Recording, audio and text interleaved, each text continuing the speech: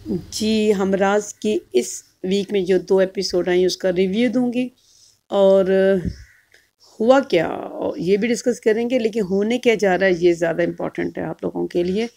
क्योंकि आप लोगों ने देखा प्रोमो में कि इसको पुलिस पकड़ के ले जाती है, उसके घर से आके ले जाती है साइम को। तो क्या होने वाला है इसको भी डिस्कस करते हैं। और ये कि बहुत सी चीज़ें ऐसी इस ड्रामे में हो रही हैं जो होनी नहीं चाहिए, लेकिन बहरहाल ड्रामा है। और हम बहुत सारे ऐसे ड्रामे देखते हैं कि हम ड्रामे देखते हुए ये बात भूल जाते हैं कि ये ड्रामा है, इसके अंदर कोई ऐसा लगता है कि ज़िंदगी की कहानी चल रही है। और लेकिन इस ड्रामे को देख के नहीं लगता, इस ड्रामे की मेन सस्पेंस उन्होंने दूसरी एपिसोड में ख़त्म कर दिया। ड्रामे में कुछ नहीं है, एक मेंटल डिसऑर्डर है एक बंदे का जिसकी बुनियाद पे पूरी कहानी चल रही है। मैं एक्सप्लेन करती हूँ कैसे, ठीक है? चलें, क्या आप लोगों को नहीं लगता कि जो साइम है उसका मेंटल डिसऑर्डर बहुत शदीद है? उसकी एक वजह तो ये भी है कि उसकी माँ का जो करैक्टर है ना वो भी कुछ इसी तरह का ही है। देखें, मदर को एक कॉलेज की प्रोफेसर वाला कुछ दिखाया था, ठीक है? लेकिन वो सारा टाइम एक ही बात करती हैं। आपने देखा है जब वो लड़की लाइबा उससे मिलने आती है, वो जब हॉस्पिटल में होती है, तब भी वही बातें करती है। वो गेट पे खड़ा सुन रहा था। फिर वो जब वो ठीक हो जाती हैं, वो नाश्ते के टेबल पे होते हैं, तब भी वो वही बातें कर रही होती हैं। देखें, ज़िंदगी में होता ये है कि जब आपके साथ कोई बड़ा मिसहैप हो जाता है, तो उससे निकलना होता है। एक समझदार इंसान ये चाहता है कि घर का माहौल ठीक होने की तरफ जाए। जिस माँ के पास अब एक ही बेटा बच जाए ना, वो अपने बेटे को मुश्किल में नहीं डालती, कभी भी ऐसा नहीं होता, ठीक है? कोई समझदार इंसान ऐसा नहीं करता। वो माँ एक पढ़ी लिखी औरत दिखा रहे हैं, ठीक है? वो हर वक्त अपने बेटे को यही बताती है और हर वक्त उसी की बातें करती है। अब घर का माहौल कितना टेंस है वो ये औरत रियलाइज़ ही नहीं करी। उसकी अपनी सेहत भी इसलिए इतनी गिर गई है और हर वक्त वो टेंशन लेती है, इसलिए क्योंकि वो माहौल से निकल नहीं रही। अच्छा, सबसे ज़्यादा जो टीजिंग है ना, जिसमें जो करैक्टर है, जो तकलीफ़ उठा रही है, वो ये लड़की है जो पुलिस वाली है, ठीक है? देखें, ये फ़राज़ को पसंद करती थी, ये फ़राज़ को पसंद करती थी और ये उसकी डेथ हो जाती है, ठीक है? और वो भी इस तरह से हीनियस किस्म का मर्डर। और ये जो लड़की है बेचारी, ये किसी को नहीं कह सकती, ये किसी को नहीं बता रही कि इसके दिल पे क्या गुजर रही है। हर बंदा हर एक के साथ शेयर कर, आपने देखा होगा, ठीक है? लेकिन ये किसी से कुछ नहीं कह पा रही। तो ये कितनी अकेली, ये कितनी दुखी है। तो सबसे ज़्यादा जो है ना काबिल हमदर्दी वाला जो है करैक्टर, वो इस ड्रामे में ये लड़की है। अच्छा, मैं आपको एक्सप्लेन करती हूँ कि साइम कैसे मेंटल डिसऑर्डर उसका। देखें, उसके भाई का मर्डर हो गया, ठीक है? वो कोई काम करता होगा, वो नहीं दिखा रहे कि उसका कोई काम है कि नहीं। माँ को नहीं दिखा रहे वो किसी काम पे जाती है कि नहीं जाती, कुछ नहीं दिखा रहे, ठीक है? अब बस वो रोती रहती है या बीमार होकर हॉस्पिटल पहुंच जाती है, यही दिखा रहे हैं। 11 एपिसोड्स में यही हो रहा है। अब इस लड़के के पास कहाँ से इतने पैसे आ रहे हैं कि लोगों को खरीदेगा, ठीक है? वो यार, इसका ये पढ़ा लिखा लड़का है ना, कोई जाहिल बंदा तो नहीं दिखा रहे। इसको थोड़ी अक्ल होनी चाहिए कि एक लड़की है, दुनिया में कोई एक सारा नाम की एक ही लड़की तो नहीं होती। एक लड़की है जिसके नंबर से मेरे भाई के फ़ोन पे 1 मिनट की कॉल गई है, ठीक है? वैसे उसने बेल ही दी थी, ठीक है? बहरहाल दिखाते हैं 1 मिनट की कॉल है। चलें, 1 मिनट की कॉल पे एक लड़की को कैसे तुम इतना ज़्यादा सस्पेक्ट करते हो कि यही लड़की है जिसने मेरे भाई, और इतना कुछ मतलब दिमाग लगा ही नहीं रहा। तुम अपने भाई की चीज़ें देखो। आपने कभी देखा है कि इन्होंने अपने भाई की कोई चीज़ इसने देखी हो, उसने अपने भाई का ब्रीफकेस खोला हो, उसने अपने भाई का मोबाइल चेक किया हो, भाई के किस नंबर पे बार-बार कॉल्स आई हैं, भाई किस से लंबी-लंबी कॉल करता रहे। इसने कुछ जानने की कोशिश नहीं की, ना इसने कोशिश की, ना इसकी माँ ने कभी कोशिश की। सिर्फ़ एक मेंटल डिसऑर्डर है साइम का, जिसकी वजह से पूरा ड्रामा चला रहे हैं, वरना कुछ है ही नहीं। आप देख लें, ड्रामे में कुछ भी नहीं है। जिसकी 2 एपिसोड में आप बता दें कोई 1 इंच की कहानी आगे बढ़ी हो।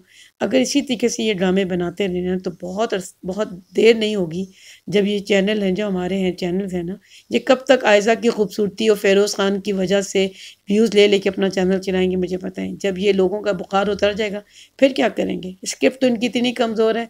बहुत से लोग तो सिर्फ़ आयज़ा के लिए ड्रामा देख रहे हैं, बहुत से लोग ये फ़िरोज़ ख़ान के लिए ड्रामा देख रहे हैं। स्क्रिप्ट कहाँ है मुझे बताएँ? क्या इस कहानी में, इस ड्रामे की कहानी में ऐसा क्या है जिसकी वजह से हम कहें कि जो समझदार लोग हैं कि हम ये ड्रामा देखें? स्क्रिप्ट में ऐसा क्या है मुझे बताएँ?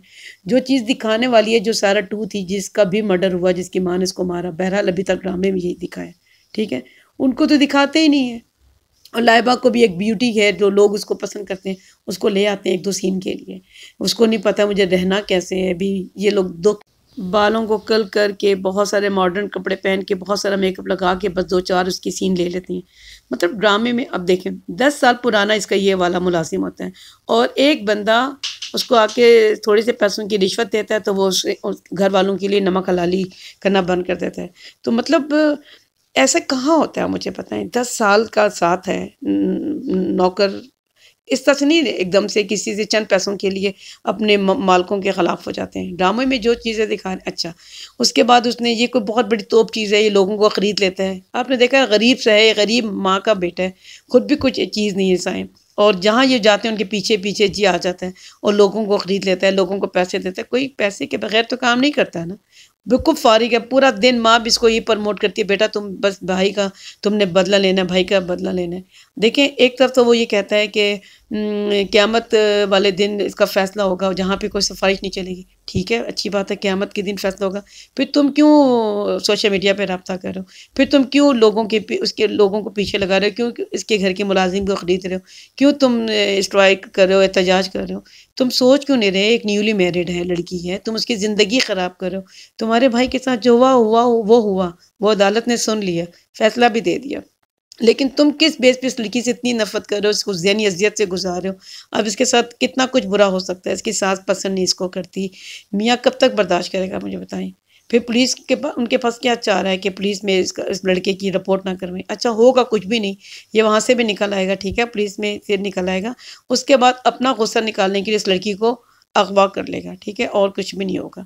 अब किडनैप करेगा, किडनैप करके फिर आपको देखेंगे वो लड़की कैसे जद्दोजहद करके निकलेगी, यही कुछ होगा। और ड्रामे में ऐसा कुछ है नहीं, कोई स्क्रिप्ट नहीं है और अगर स्क्रिप्ट है तो इतना मतलब कमज़ोर तरीका है, डायरेक्शन इतनी कमज़ोर है कि उन्होंने सब कुछ 2 एपिसोड में ज़ाहिर कर दिया था कि कुछ भी नहीं है। या तो दिखाते ना कि सारा है और ये लड़की है, आखिरी में पता चलेगा नहीं ये तो नहीं थी। शुरू में तो सब कुछ हमने देख लिया तो मज़ा नहीं आ रहा ड्रामे का, उस तरह से नहीं आ रहा।